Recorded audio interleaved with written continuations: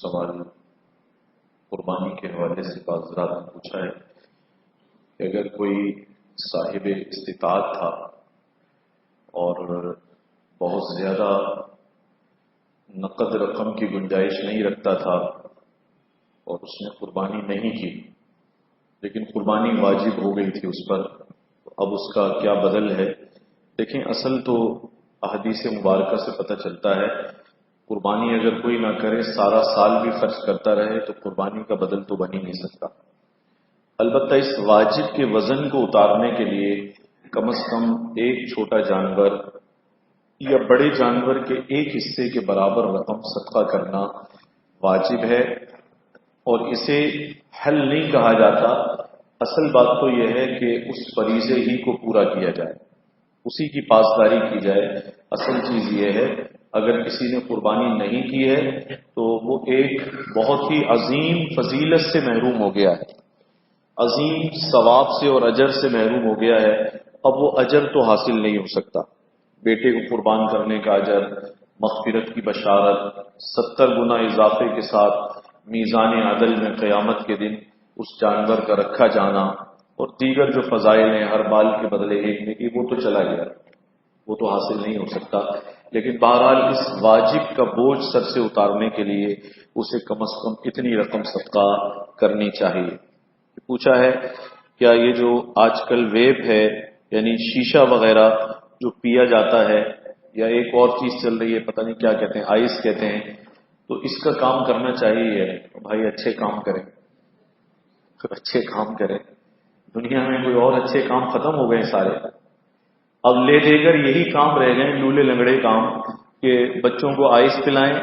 ابھی پنجاب میں اموات ہوئی ہیں آئس کا نشہ زیادہ کرنے کی وجہ سے، اور نوجوان 4-5 نوجوان جو ہیں وہ موت کا شکار ہوئے ہیں۔ ان چیزوں سے توبہ کرنی چاہیے۔ یہ ساری چیزیں نشے کی قسم سے ہیں۔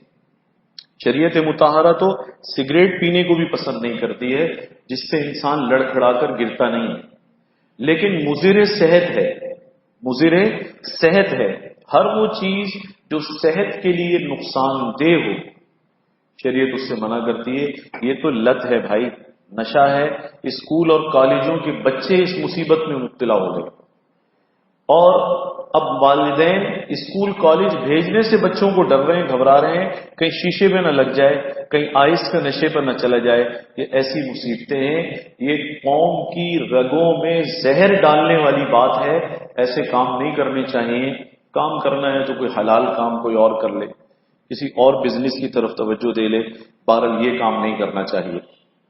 پہلی شادی کو 10 سال گزرے، اولاد نہیں ہوئی، بیوی نے دوسری شادی کی اجازت دی اور کہا میری سگی بھانجی ہے، اس سے طلاق یافتہ، اس سے نکاح کر لو، تو بیوی کی بھانجی سے شادی۔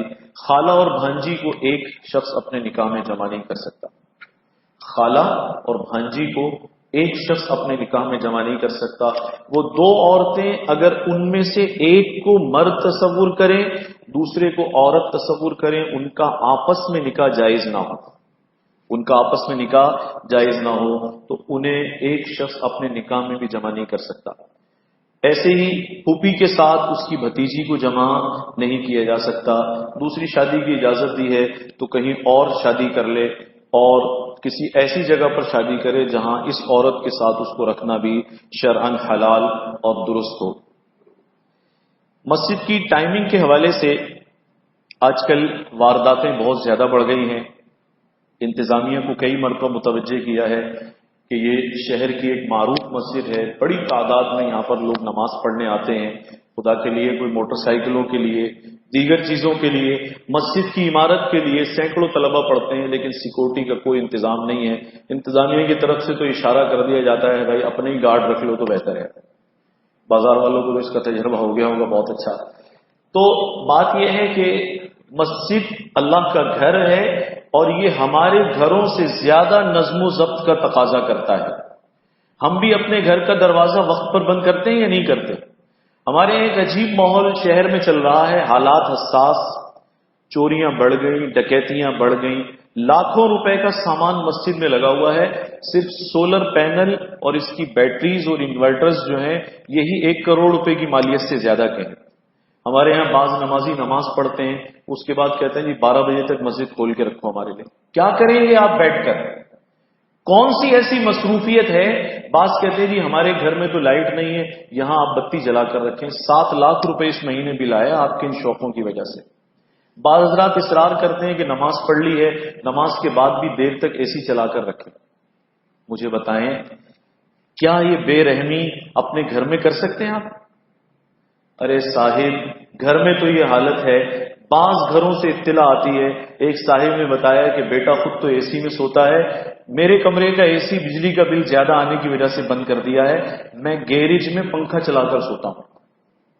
یہ بے رحمی کرنے کے لیے مسجدیں رہ گئی ہیں. صرف نماز پڑھ لی ماشاءاللہ، آپ نے تلاوت کر لی، اب اس کے بعد اسے اوتاق نہ بنائیں برائے مہربانی. کچھ لوگوں کا مزاج ہوتا ہے ہر مسجد میں لوگ ان سے پریشان ہوتے ہیں.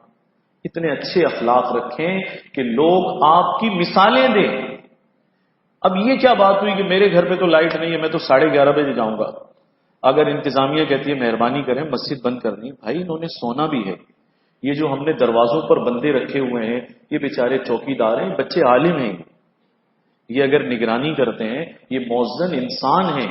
حدیث شریف میں آتا ہے لوگ حساب و کتاب کے عمل سے گزر رہے ہوں گے اور مؤذن نور کے ممبروں پر بیٹھے ہوں گے، اللہ کی مہمان نوازی سے لطف اندوز ہو رہے ہوں گے، ان کی عزت کیا جائے. مؤذن بیچارہ کسی کو کہہ دے کہ بھائی مہربانی یہ بند کرنا ہے، ایک ہی بات کہہ دیں تمہاری مسجد ہے کہ بہت اچھی بات ہو گئی. بھائی یہ کیسی بات ہے؟ یہ کیسے اخلاق ہیں؟ ہمارا یہ کسی کی ذاتی چیز نہیں ہے، لیکن ذاتی چیز سے زیادہ اس کی حفاظت ہونی چاہیے. آپ متفق ہیں اس بات سے؟ بالکل ہونی چاہیے. نماز پڑھ لی، اب گھر تشریف لے جائیں، مہربانی کریں وقت پر چلے جائیں، وقت پر آ جائیں. ہلنے کو تیار نہیں ہے بھائی. 8-8 7-7 پنکھے چلائے ہوئے ہیں، لائٹیں جل رہی ہیں، دروازے کھلے ہوئے ہیں. اب اگر چوری ہو جائے گی تو کیا یہ ذمہ داری قبول کرے گا؟ یہ تو چپل پہنے گا اپنی اور گھر روانہ ہو جائے گا. چپل پہنے گا گھر روانہ ہو جائے گا. وہ مجھے یاد ہے کورونا کے زمانے میں ایک مسجد میں ایک صاحب روز کہتے تھے امام صاحب سے، کہتے تھے کہ جی یہ آپ پولیس سے ڈرتے ہیں، آپ فوج سے ڈرتے ہیں، رینجر سے ڈرتے ہیں، آپ سب کے لیے دروازے کھول دیں. امام صاحب کہنے لگے چلیں اب آئے گی پولیس یا رینجر تو پھر آپ ہماری طرف سے بات کریں گے. جیسے انہوں نے ایمبولینس کا ایک دن سائرن سنا تو امام صاحب کہنے لگے رینجر والے آ رہے ہیں، ذرا کھڑے ہو بات چیت کرتے ہیں. چپل پہن کر وہ ایسے فرار ہوئے، 1 ہفتے تک واپس بھی نہیں آئے ہوئے. پورا ہفتہ نظر ہی نہیں آیا. خدا کے لیے یہ مساجد ہے، اللہ کا گھر ہے. آپ جس ذمہ داری کو ذمہ داری نہیں سمجھتے، آپ کا تو یہ ہے کہ آپ لیٹے ہیں تو آپ لیٹنا پسند کرتے ہیں، آپ گپ شپ کر رہے ہیں تو گپ شپ کرنا پسند کرتے ہیں. آپ مجھے بتائیے مسجد کا صحن کیا اس کام کے لیے ہے کہ ہم نماز پڑھیں اور 6-7 دوست کرسیاں لگائیں اور آرام سے بیٹھ جائیں؟ اس لیے عقل کریں. تمام مساجد کا ایک تقدس ہے بھائی. مسجد الحرام بھی ایک وقت آتا ہے بند ہوتی ہے، اس کے بھی بہت سارے دروازے بند کیے جاتے ہیں، مخصوص دروازے کھولے جاتے ہیں. مسجد نبوی کے دروازے بند کیے جاتے ہیں. پاکستان کے حالات تو دیکھیں کیسے چل رہے ہیں. کئی سو طلبہ ادھر سو رہے ہوں اور ہم سارے دروازے کھول کر بے فکر ہو جائیں. اس لیے مسجد ٹائم سے کھلے گی، ٹائم سے بند ہوگی. برائے مہربانی گھر میں لائٹ ہے یا نہیں، مسجد اس کی ذمہ دار نہیں. آپ مزید بیٹھنا چاہتے ہیں، آپ تلاوت کرنا چاہتے ہیں. کئی سال پہلے یہ واقعہ ہو چکا ہے، ایک صاحب چلے گئے، وہ ضد کرتے تھے کہ رات کو مجھے تہجد کے مسجد کھول کر دی جائے. کچھ دن کے بعد پتہ چلا چوری شروع ہو گئی مسجد میں. کیا کیا جائے، کس پر بھروسہ کیا جائے؟ بڑی مشکل سے جان چھڑائی ان سے. اس لیے مسجد وقت پر کھلے گی، وقت پر بند ہوگی. جتنا مسجد کا تقدس ہم پر لازم ہے اس سے زیادہ آپ پر لازم ہے. مسجد بیٹھنے کے لیے نہیں ہے، غیر ضروری گفتگو کے لیے نہیں ہے. گھنٹوں بیٹھے ہوئے ہیں، جا ہی نہیں رہے گھر پر. وہ بیچارے سوئیں گے، سارا دن کے جاگے ہوئے ہیں. آپ کے آنے سے پہلے خوشبودار پوچے لگوائے جاتے ہیں، بخور جلائی جاتی ہے، مسجد کی دیواریں صاف کرائی جاتی ہیں. آدھا پونا گھنٹہ پہلے اے سی چلائے جاتے ہیں تاکہ ہمارے نمازی آئیں تو سکون اور اطمینان سے عبادت کر سکیں. آپ ان بچوں کے ساتھ بدتمیزی کر رہے ہیں. کہاں کا شعور ہے یہ؟ درست نہیں ہے عمل بالکل بھی. وقت ہو جائے رات کو ایک خاص وقت تک 10 بجے تک، یا اگر درس کا دن ہے درس ختم ہونے کے بعد مسجد بند ہوگی. دیگر نمازوں میں بھی مسجد کے بعض حصے بند ہوں گے، کوئی تاخیر سے آئے تو دالان میں نماز پڑھ لے۔ اس سلسلے میں برائے مہربانی تعاون کیجیے، یہی شائستگی کا تقاضا ہے، یہی اخلاق اور کردار کا تقاضا ہے۔ اجتماعی قربانی کا سلسلہ ہوا، وقت قربانی کا سلسلہ ہوا، میں تمام حضرات کا تہہ دل سے مشکور ہوں۔ اتنے بڑے پیمانے پر یہ کام کرنا میرا کمال نہیں، باوضو ہوں، منبر پر ہوں، یہ آپ حضرات کا کمال ہے۔ آپ کی محبتوں، آپ کی عنایتوں کا شکریہ، آپ کا جو ایک ہمارے ساتھ خوبصورت برتاؤ ہے، حسن سلوک ہے، میں دل کی گہرائیوں سے شکر گزار ہوں۔ خاص طور پر بڑی خوشی اس بات کی ہے کہ بہت بڑی تعداد میں اس سال کئی ہزار گھروں تک گوشت پہنچا ہے، سکھر میں بھی، باہر بھی، جیکم آباد، پھل تک، بلوچستان کے جو ابتدائی شہر ہیں سیلاب متاثرہ، وہاں تک علماء کے ہاتھوں سے، اور بہت بڑی تعداد نے ذاتی طور پر اپنی واجب قربانی کے علاوہ 5-5، 8-8، 10-10 جانور بھی قربان کیے، اور یہ اس بات کی خاطر قربان کیے کہ یہ گوشت آپ متاثرہ علاقوں میں پہنچائیں۔ میں بغیر نام لیے اظہار کرتا ہوں کہ سکھر شہر سے اس مرتبہ پہلی دفعہ ایسا ہوا۔ بعض مرتبہ ہم کسی کو پرچی دیتے تھے کہ اس کے حالات کمزور ہیں، تو بیچارہ پرچی نہیں لیتا تھا۔ طریقہ یہ ہے کہ اس جانور کے اس حصے کی پرچی اس متاثرہ شخص کو دے دی جائے جو شہر کا ہے، تاکہ جب وہ گوشت لینے آئے تو دینے والوں کو یہ پتا نہ ہو کہ یہ مالک ہے یا کسی اور کی طرف سے لے رہا ہے، پوری اپنی ملکیت کے ساتھ گوشت اٹھائے، کسی کو یہ پتا نہ ہو کہ یہ کسی اور کا گوشت لینے آیا ہے۔ گزشتہ سال تک میں نے خود دیکھا بیچارے پرچی لینے سے احتراز کرتے تھے۔ اس سال شہر کے درجنوں سے زیادہ گھروں سے خواتین نے پرچیاں منگوائی، کہا کہ حضرت ہمارے یہاں گوشت عرصہ ہو گیا نہیں پکا، آپ ہمارے گھر بھیج دیں پرچی، ہمارے بچے آ رہے ہیں آپ ان کو دے دیں۔ پہلی مرتبہ میں نے، اللہ تعالی ہمارے حال پر رحم فرمائے، پہلی مرتبہ میں نے شہر کی یہ حالت دیکھی ہے کہ قربانی بہت بڑی تعداد میں لوگ نہیں کر سکے، اور پھر اس طریقے سے خواتین تک نے ایک ایک حصے کی یا ایک ایک چھلی جو 10-12 کلو کی ہوتی اس کے لیے ہمیں درخواستیں بھیجیں۔ الحمدللہ 25 کے قریب جانور شہر میں تقسیم ہوئے ہیں، مجموعی طور پر 100 سے زیادہ جانوروں کا گوشت مختلف دیہاتوں میں اندرون سندھ بلوچستان تک علماء کے ہاتھ سے پہنچا ہے۔ میرا کمال نہیں ہے، آپ کی کارکردگی آپ کو بتا رہا ہوں۔ ان سب حضرات کا بے حد مشکور ہوں جنہوں نے وقف قربانی میں بہت بڑا حصہ لیا، کئی کروڑ روپے کی قربانی وقف ہوئی، اور انشاءاللہ ان حالات میں آئندہ سال بھی عزم ہے کہ اس سلسلے کو مزید بڑھایا جائے، اسے مزید دراز کیا جائے۔ کھالوں کے حوالے سے بھی ہمارا شہر والوں کا بے مثال ہمارے ساتھ ایک تعاون ہے، محبت ہے۔ بیچارے عید کے دن اپنے ستھرے کپڑے ضد کرتے ہیں کہ ہم خود مسجد تک پہنچائیں گے، میں کوئی بدلہ نہیں دے سکتا۔ سچی بات یہ ہے کہ میں صرف اس پر سلام عقیدتی پیش کر سکتا ہوں اور اللہ سے دعا کر سکتا ہوں اللہ تعالیٰ اس سارے عمل پر اپنی جانب سے آپ کو اپنی شایان شان اجر عطا فرمائے۔ آپ کی اس محبت کا کوئی بدلہ سوائے دعاؤں کے ہمارے پاس نہیں ہے۔ اخیر میں یہ جو سویڈن کا مسئلہ ہے، اصل میں حکومت وقت کی ایک بہت بڑی ذمہ داری ہے۔ یہ قرآن نظر آتش کرنے والے، انہیں اس بات کا بھی معلوم نہیں ہے، ان عیسائیوں اور نصرانیوں کو حضرت عیسیٰ علیہ السلام کی انہیں بھیڑیں کہا جاتا ہے، انہیں پتہ نہیں ہے قرآن بی بی مریم کی پاک دامنی کا سب سے بڑا دعوے دار ہے۔ یہودی معاذ اللہ ان پر بدکاری کا الزام لگاتے ہیں، اور سورہ مریم میں قرآن ان کی پاک دامنی بیان کرتا ہے۔ ارے جلانے سے پہلے یہ تو دیکھ لو کہ تمہارے نبی کی ماں کی پاک دامنی کا سب سے بڑا ثبوت روئے زمین پر قرآن ہی باقی بچا ہے، تمہارے ساتھ تو کوئی قوم کھڑی نہیں۔ عجیب و غریب بات یہ ہے، حضرت عیسیٰ علیہ السلام کے بارے میں سارا عالم یہود آج بھی دعویٰ کرتا ہے، اسرائیل آج بھی دعویٰ کرتا ہے، وہ لوگ کہتے ہیں کہ جی معاذ اللہ معاذ اللہ، ماں بھی بدکار تھی اور بیٹا بھی ثابت النسب نہیں تھا۔ قرآن کہتا ہے ماں بھی عالی شان تھی، مریم کی پاک دامنی بھی بیان کرتا ہے، اور حضرت عیسیٰ علیہ السلام کے بارے میں کہتا ہے وَلِنَجْعَلَهُ آیَةً لِلنَّاسِ وَرَحْمَةً مِنَّا وَكَانَ أَمْرًا مَقْضِيًّا۔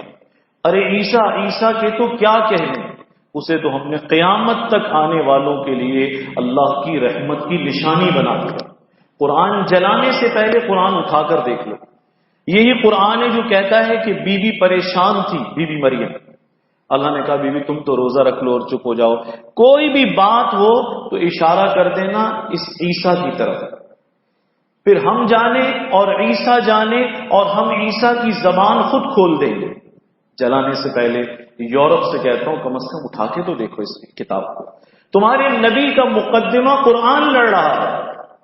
حضرت عیسیٰ علیہ السلام کے تقدس کی جنگ 1450 سال سے قرآن مجید کی بنیاد پر لڑی جاتی ہے۔